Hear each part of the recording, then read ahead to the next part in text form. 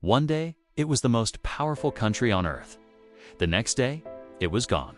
In December 1991, something happened that had never happened before in human history. A global superpower, a nation with millions of soldiers, thousands of nuclear weapons, and influence over half of Europe simply stopped existing. No world war destroyed it. No foreign army invaded it. No final battle decided its fate.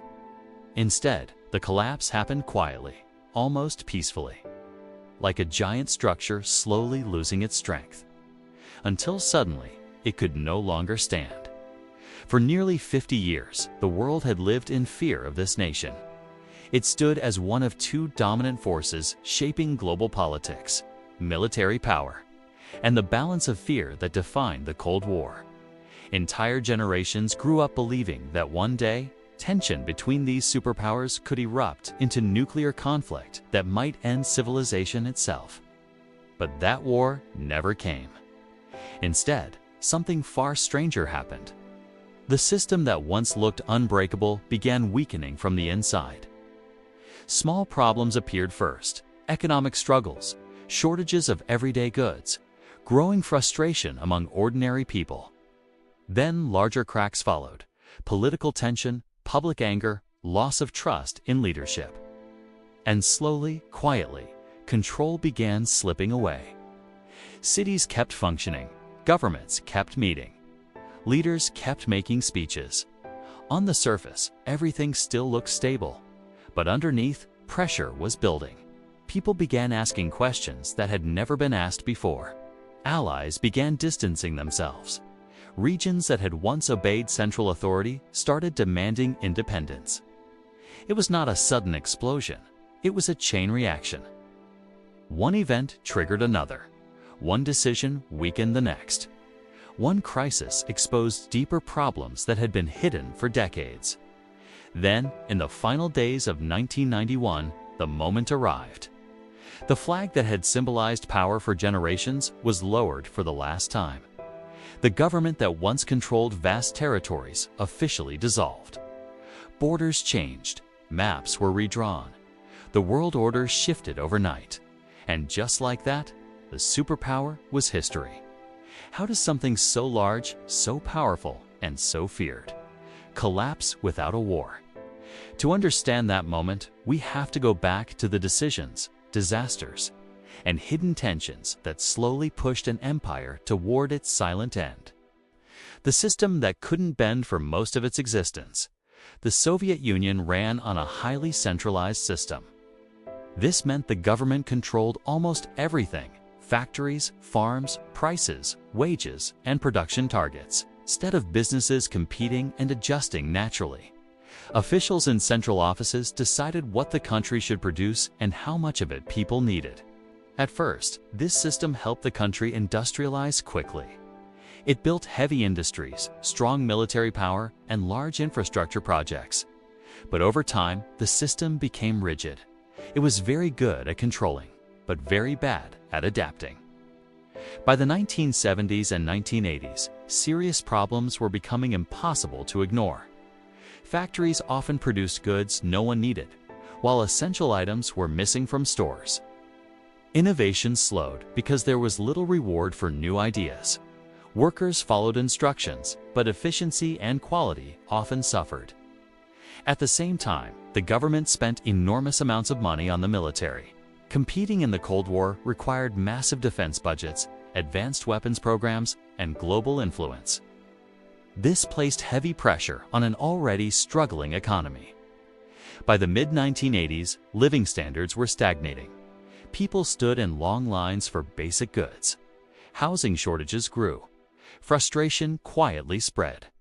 Then a new leader came to power, Mikhail Gorbachev. He understood that the system was failing and believed reform was necessary to save it. He introduced two major policies. One aimed to restructure the economy and make it more flexible. The other allowed more openness, public discussion, and access to information. These reforms were meant to strengthen the country. But they had an unexpected effect.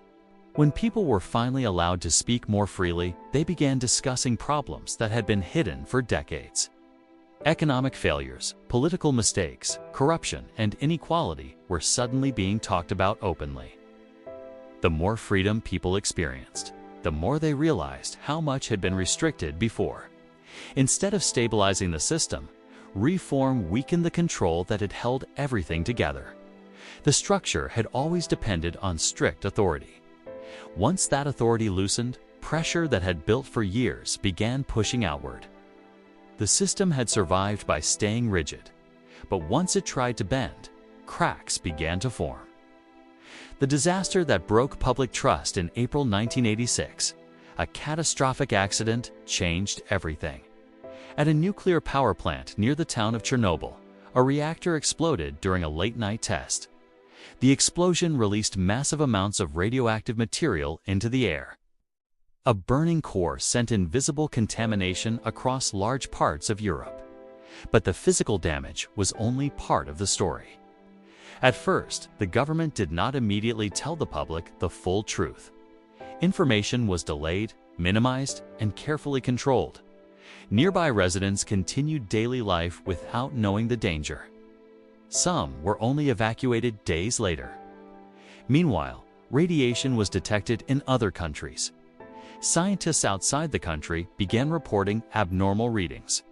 International pressure forced officials to acknowledge what had happened. For many citizens, this moment was shocking, not just because of the disaster, but because of how it was handled. People realized that leaders had hidden information about a deadly event affecting millions. Trust, which had already been weakening, was deeply shaken. For decades, the government had claimed it could protect and guide society. Now, many citizens saw clear evidence that it could fail, and worse, that it might hide those failures. Fear spread, but so did anger. Questions emerged everywhere. If the government had concealed something this serious, what else had been hidden? How many other problems had never been revealed? Public discussion expanded rapidly, especially because recent reforms allowed more openness. Journalists investigated. Citizens demanded answers. Criticism grew louder. The disaster became more than an environmental tragedy. It became a psychological turning point. People stopped assuming the system was reliable. They began questioning authority in ways that had rarely been possible before. And once trust in leadership breaks, restoring it is extremely difficult. The explosion damaged more than a reactor. It damaged belief in the system itself, and belief is what had held everything together. The empire begins to crack for decades. The Soviet system did not exist only within its own borders. It also controlled or strongly influenced many countries in Eastern Europe. These governments depended on political, economic, and military support from Moscow. But by the late 1980s, that control was weakening. Reforms at home meant the central leadership was less willing to use force to maintain strict control abroad. At the same time, citizens in Eastern European countries were becoming more vocal. They wanted political freedom, economic change, and independence from outside authority. Protests grew larger. Movements organized. Governments that once seemed permanent began to wobble. Then one powerful symbol of division became the center of global attention, the Berlin Wall. For decades, this wall had physically separated East and West Berlin. It represented the division between two different political systems and the control imposed on the eastern side. In 1989, growing public pressure made the barrier impossible to maintain. Crowds gathered. Confusion spread among officials, and then something historic happened. People simply began crossing and dismantling the wall themselves.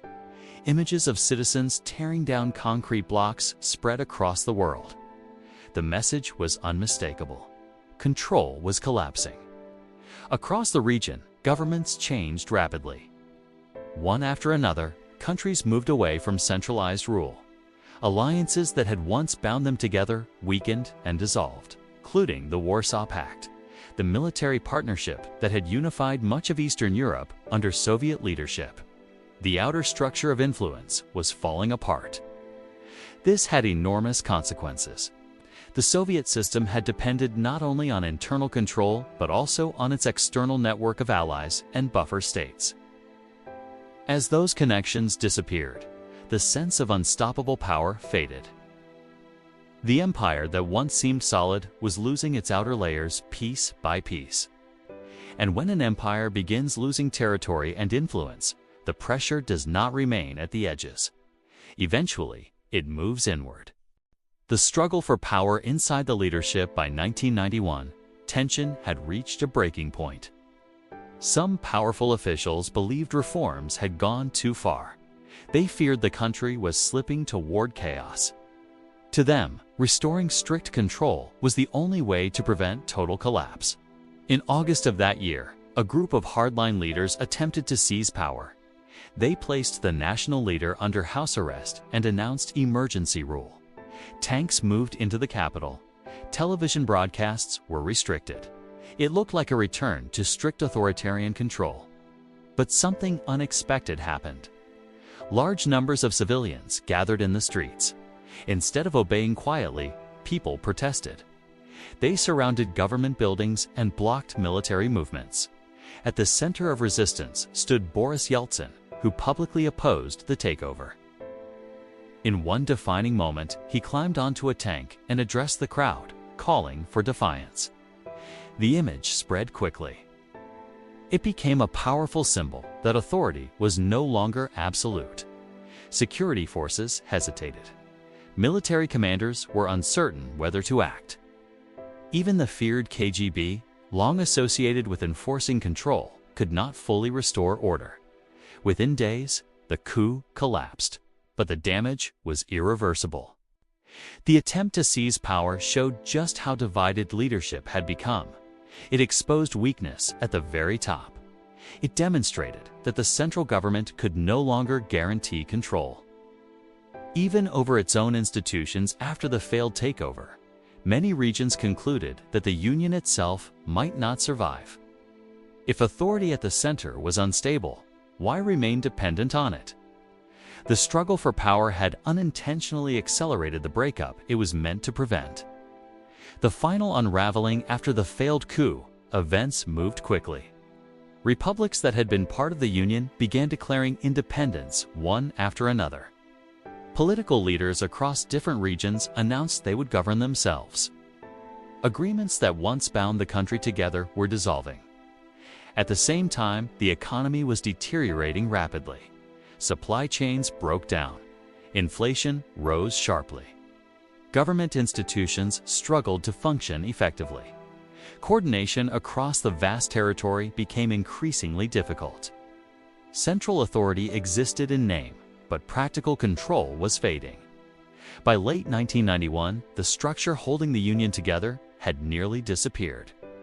Leaders from several republics met and formally agreed that the Union itself would no longer continue as a single state. In December, the national leader resigned. Shortly afterward, the official flag above the Kremlin was lowered for the final time. The next day, the country legally ceased to exist. No massive battle marked the moment. No dramatic destruction defined the end. Instead, it happened through declarations, agreements, and legal changes. Maps were redrawn. New independent countries emerged. The global balance of power shifted almost overnight. An empire that had shaped world politics for decades ended not with a war, but with dissolution. The collapse was complete, not because of one single event, but because years of pressure, reform, crisis, and loss of control had finally reached their limit. When people think about the end of great powers, they imagine explosions, invasions, dramatic last battles that decide history in a single moment. But that is not how this story ended. The collapse of the Soviet Union was quiet. There was no final battlefield, no surrender ceremony watched by the world, no single day when everything suddenly broke. Instead, it was the result of pressure building for years inside the economy, inside the government, and inside the minds of ordinary people. The system did not fall because one enemy was stronger. It fell because the weight of its own problems became too heavy to carry. Control weakened. Trust disappeared. Fear stopped working. And once those foundations were gone, the structure holding everything together could no longer stand. What makes this moment in history so unsettling is how normal everything looked. Right up until the end. People still went to work. Leaders still gave speeches. Institutions still operated. From the outside, the country seemed stable.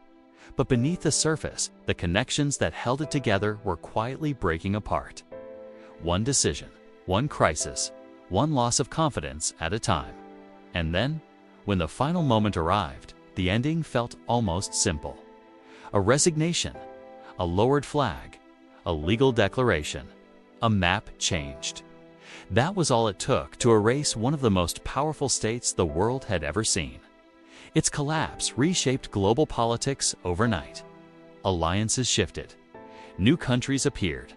The balance of power changed in ways that still shape international relations today. But beyond politics and borders, something deeper remains, a reminder about how power actually works. Strength is not only measured by weapons, territory, or size. It depends on stability, trust, and belief. When those disappear, even the largest systems can unravel faster than anyone expects. And that is the part history leaves us to think about. If a nuclear superpower, vast, influential, and feared across the planet, could dissolve without a war, how many systems in our own world appear strong today, yet are already weakening beneath the surface? Sometimes collapse does not announce itself loudly. Sometimes it happens quietly, till suddenly, it is already over.